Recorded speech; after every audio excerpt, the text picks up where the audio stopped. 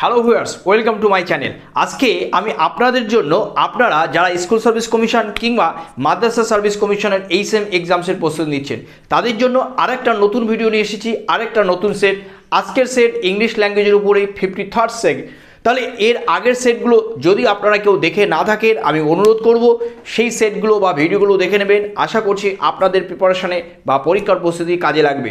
আর আপনাদের মতো আপনাদের কলিগ বা বন্ধুবান্ধব যদি এই পরীক্ষার প্রস্তুতি নেন তাদের কাছেও এই ভিডিও বা আগের ভিডিওগুলো শেয়ার করতে ভুলবেন না। তাহলে চলুন আজকের এই ভিডিওতে বা এই সেটে দেখে নিই কী কী প্রশ্ন আছে। তাহলে আজকের সেট 53rd। তাহলে প্রথম প্রশ্ন আমাদের কি আছে আমরা একটু দেখে নিই। Question number 1, something can't be dissolved in a liquid is.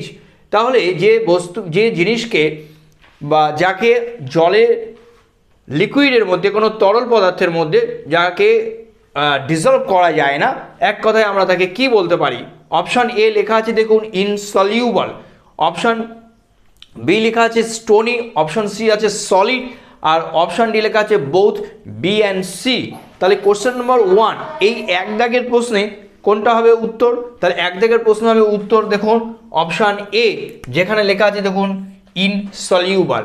Question number 2 নম্বর প্রশ্ন কী হবে দেখুন সিনোনিম অফ প্লাভার। এই সিনোনিম অফ প্লাভার মানে প্লাভার শব্দটার আমাদের সিনোনিম বা সেম মিনিং খুঁজে বের করতে হবে বা আইডেন্টিফাই করতে হবে। অপশান এ কী লেখা আছে দেখুন unnecessary travel, option B anxiety making something seem more important than it is really, option C first, R option D আছে all।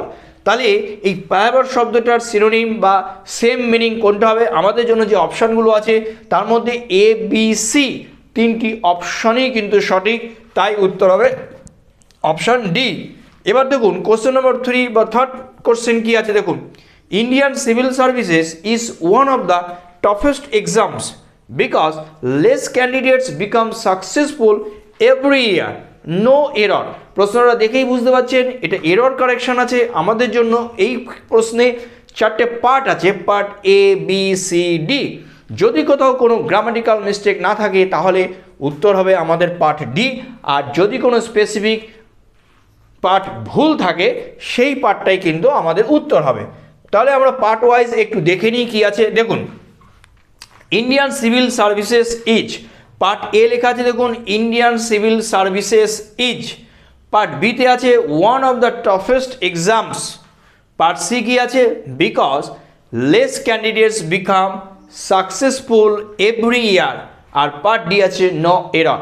তাহলে এই চারটে পার্টের মধ্যে কোন পার্টটা ভুল আছে দেখুন পার্ট এ মনে হতে পারে ইন্ডিয়ান সিভিল সার্ভিসেস, এখানে কিন্তু এই সিভিল সার্ভিসেস কথাটা সার্ভিসেস শব্দটার মধ্যে এস আছে, কিন্তু এখানে কিন্তু প্লুরাল সেন্স নয়, কারণ এই পরীক্ষাটাকেই বলা হচ্ছে।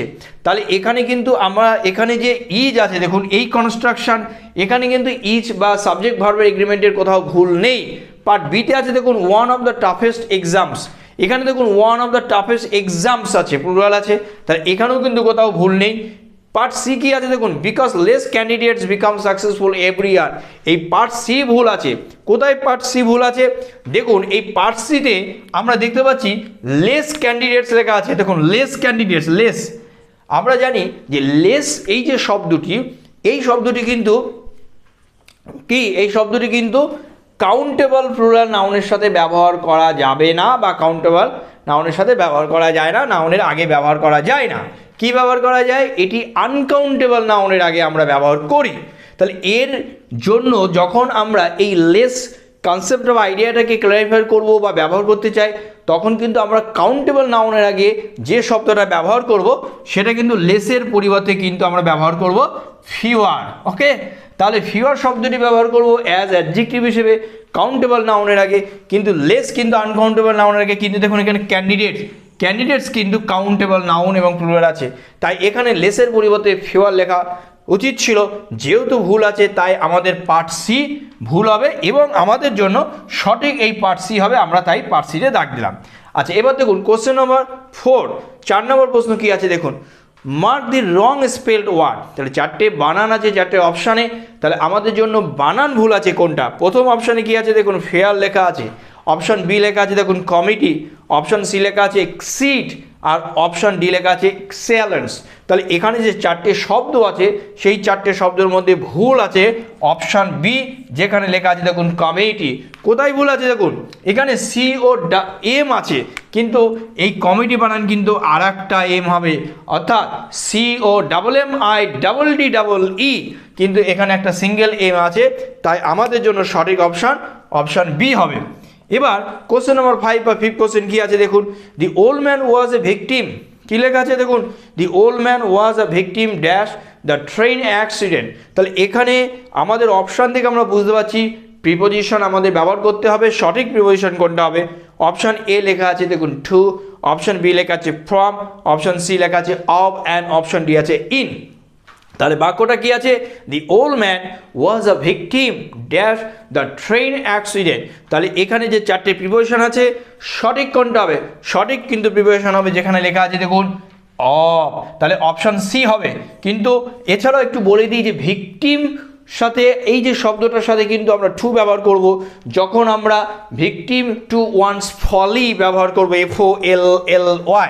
কিন্তু এখানে যেহেতু দেখুন ফলি শব্দটা নেই, তাই দ্য ট্রেন অ্যাক্সিডেন্ট এখানে কিন্তু আমাদের সঠিক প্রিপোজিশন অফ, তাই আমরা অপশান সি বেছে নিয়েছি। এবার চলুন দেখে নেব তার পরের প্রশ্নগুলো কি আছে। এবার আমরা দেখে নিই কোশ্চেন নম্বর 6, 6 নম্বর প্রশ্ন কি আছে দেখুন, choose the wrong conjugation of verbs. আমাদের জন্য চারটি অপশানে চারটে কনজুগেশন আছে ভার্বের, আমরা দেখে নেব কোন কনজুগেশনটা ভুল আছে। Option A hurt, hurt, hurt. Option B লেখা আছে দেখুন slay, slate, slain. Option C লেখা আছে শো, শোড, শোন। আর অপশান ডি লেখা আছে শাইন, শোন, শোন। তাহলে এখানে যে চারটে অপশানসে আমাদের যে কনজুগেশনগুলো আছে আমরা দেখতে পাচ্ছি এখানে অপশান বি ভুল আছে। কেন ভুল আছে দেখুন, এখানে লেখা আছে স্লে, স্লেট, স্লেইন, কিন্তু আমরা জানি যে স্লে এই যে ভার্ব, এই ভার্বটি কিন্তু পাস্ট টেন্স, নট স্লেইড। এই ভার্বের পাস্ট টেন্স কিন্তু স্লেও, ওকে। কিন্তু এখানে দেখুন স্লেইড আছে। বাকি যে ভার্বের কনজুগেশন আছে প্রত্যেকটা কনজুগেশন কিন্তু ঠিক আছে, তাই আমাদের জন্য সঠিক অপশন হবে অপশান বি। কোশ্চেন নম্বর 7, 7 নম্বর প্রশ্ন কি আছে দেখুন, নাউন ফর্ম অফ ডু। খুব কমন একটি ভার্ব পরিচিত, এই ডু ভার্বের নাউন ফর্ম কে হবে? আমাদের দেওয়া চারটে অপশানের প্রথম অপশান লেখা আছে অ্যাকশন, অপশান বি লেখা আছে ওয়ার্ক, অপশান সি ডিড, আর অপশান ডি ডেট। তাহলে এই ডু ভার্বটির নাউন ফর্ম কি হবে? নাউন ফর্ম হবে অপশান সি, যেখানে দেখুন লেখা আছে ডিড, তাই আমাদের জন্য সঠিক অপশান সি। এবার 8 নম্বর প্রশ্নটি দেখুন, 8 নম্বর প্রশ্ন কি আছে, all of our friends had the dinner last week at her home at their heart's content no error. তাহলে এই 8 নম্বর প্রশ্নটা এরর কারেকশন আছে, চারটে পার্ট আছে, আমাদের পার্টগুলো দেখতে হবে। যদি কোনো পার্টে ভুল না থাকে তাহলে পার্ট ডিটা উত্তর হবে, সেখানে লেখা আছে দেখুন নো এরর। আমরা দেখে নেব পার্টগুলো কি কি পার্ট আছে। Part A, all of her friends had the dinner last week. তাহলে এখানে দেখুন all of her friends had the dinner last week. এখানে একটু লক্ষ্য করুন, এখানে কিন্তু ডিনারের আগে এই দি আছে। আমরা সাধারণত জানি যে ব্রেকফাস্ট, লাঞ্চ, ডিনার, সাপার এগুলোর আগে কিন্তু ডি বা ডিটারমিনার বসে না, কিন্তু আমরা যদি কোনো স্পেসিফিক্যালি কিছু মেনশন করতে চাই তখন কিন্তু আমরা ব্যবহার করি। এখানে দেখুন তার বন্ধুরা কিন্তু তার বাড়িতে ডিনার করেছিল, তাহলে এখানে একটা স্পেসিফিক্যালি মেনশনেট আছে, তাই এখানে দি বা ডিটারমিনার এই দির কিন্তু ব্যবহার ভুল নেই। আবার দেখুন লাস্ট উইক, এই লাস্ট শব্দটার জন্য কিন্তু কোনো প্রিপোজিশনের প্রয়োজন হয় না, তাই এখানেও আমাদের কোথাও ভুল নেই। কিন্তু পার্ট বিতে কী লেখা আছে? পার্ট বিতে লেখা আছে দেখো অ্যাট হার হোম, এখানেও কোথাও ভুল নেই, কারণ আমরা জানি যে হোম শব্দটা যখন নাউন হিসেবে ব্যবহার করা হবে তখন কিন্তু আমরা অ্যাড ব্যবহার করতেই পারি, যখন অ্যাডভার্বিয়াল হিসেবে ব্যবহার করা হবে তখন কোনো প্রিপোজিশনের প্রয়োজন নেই। এবার দেখুন অপশান সি, যেখানে লেখা আছে অ্যাট দেয়ার হার্টস কন্টেন্ট, এই পার্ট সি ভুল আছে। কোথায় ভুল আছে দেখুন, লেখা আছে অ্যাট দেয়ার হার্টস কন্টেন্ট, তাহলে এটা কিন্তু অ্যাট হবে না, এখানে হবে টু। মানে হৃদয় মন ভরে তারা ডিনার করেছিল। এখানে অ্যাটের পরিবর্তে সঠিক হবে টু, তাই আমাদের পার্ট সি ভুল আছে, আমরা পার্ট সি বেছে নেব। কোশ্চেন নম্বর 9 বা 9 নম্বর প্রশ্ন কি আছে দেখুন, কমপ্লিট দ্য সেন্টেন্স। আপনাদের কমপ্লিশন থাকবে, প্যারাগ্রাফ হতে পারে, কোনো বাক্য বা সেন্টেন্স হতে পারে। তাহলে এখানে দেখুন কমপ্লিট দ্য সেন্টেন্স, আগে দেখি বাক্যটা কি আছে, খানিকটা দেওয়া আছে দেখুন, হি ইজ শিওর দ্যাট। তাহলে বাক্যটা আছে হি ইজ শিওর দ্যাট। এখানে যে 4টে অপশানস আছে আমরা দেখে নেবো কি কি আছে। প্রথম option he would be successful, option B he is successful, option C he will be successful and D he shall be successful. তাহলে 4টে অপশানের মধ্যে সঠিক অপশান সি, যেখানে লেখা আছে দেখুন হি উইল বি সাকসেসফুল, আমাদের জন্য সঠিক অপশান সি। কোশ্চেন নম্বর 10 বা 10 নম্বর প্রশ্নটা কি আছে দেখুন, when he was only 16 he started living. আবার এখানে ডিরেকশন আছে দেখুন কমপ্লিট সেন্টেন্স, আবার বাক্যটাকে কমপ্লিট করতে হবে। আমাদের জন্য যে 4টে অপশান আছে যেটা সঠিক হবে, কি লেখা আছে দেখুন, when he was only 16 he started living, অর্থাৎ তার বয়স যখন 16 সে কিন্তু শুরু করেছিল বসবাস। কিভাবে শুরু করেছিল, 4টে অপশানের মধ্যে সঠিক আমাদের দেখতে হবে। Option A with his family, কি অপশানে আছে with his family. Option B আছে away from home, option C by himself and option D to make money. তাহলে এখানে যে 4টে অপশানস আছে তার মধ্যে সঠিক কোনটা হবে, সঠিক অপশান হবে অপশান বি, যেখানে দেখুন লেখা আছে অ্যাওয়ে ফ্রম হোম। যেহেতু এখানে বয়সের কথা বলা হয়েছে অনলি 16, তাই এখানে সঠিক হবে অ্যাওয়ে ফ্রম হোম, তাই আমাদের জন্য সঠিক অপশান বি। তাহলে আজকে এই যে 10টি প্রশ্ন এবং তার উত্তর নিয়ে আলোচনা করলাম, আশা করছি আপনাদের পরীক্ষার প্রস্তুতিতে বা প্রিপারেশনের কাজে লাগবে। তাই বলছি, যদি এই ভিডিওটা ভালো লাগে অন্তত একটা লাইক করবেন। আর হ্যাঁ, যদি আপনাদের মধ্যে কেউ প্রথমবারের জন্য এই চ্যানেল ভিজিট করেন, এই ভিডিও দেখেন, আমি অনুরোধ করব চ্যানেলটি সাবস্ক্রাইব করবেন এবং পাশে থাকা নোটিফিকেশান বাটনটি প্রেস করতে ভুলবেন না।